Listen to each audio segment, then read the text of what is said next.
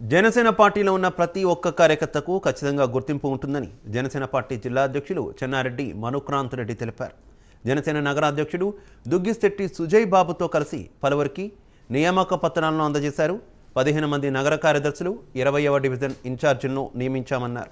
ఇక జనసేన పార్టీలో కష్టపడి పనిచేసే వారికి ఎప్పుడూ గుర్తింపు లభిస్తుందన్నారు. నూతనంగా పదవులు చేపట్టిన వారు పార్టీ గెలుపు కోసం కృషి చేయాలని పిలుపునిచ్చారు.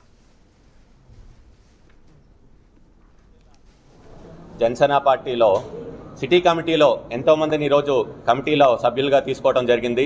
నిజంగా మేము చాలా సంతోషపడుతున్నాం. ఎంతోమంది జనసేన పార్టీలో జాయిన్ అవ్వడానికి అంటే గెలుస్తుంది. తప్పకుండా 2024లో జనసేన పార్టీ టీడీపీ ప్రభుత్వంలోకి వస్తుంది, మంచి పరిపాలన అందిస్తుంది, ప్రజాప్రభుత్వం ఏర్పాటు చేస్తారు నమ్మకం ఎంతోమందిలో వచ్చింది. కొన్ని వందలాది మంది ఈరోజు మన పార్టీలో వచ్చి జాయిన్ అవుతామంటున్నారు. ఈరోజు కూడా మన 20వ డివిజన్ ఇన్ఛార్జిగా భార్గవ్ గారిని వేస్తున్నాము. అదేవిధంగా చాలామందిని సిటీ కమిటీలో ఈరోజు దాదాపు 15 మందిని సిటీ కమిటీలో ఈరోజు తీసుకోవడం జరిగింది. ప్రతి ఒక్కరికి కూడా జనసేన పార్టీ తరఫున పవన్ కళ్యాణ్ గారి తరఫున నేను అభినందనలు తెలియజేసుకుంటున్నాను.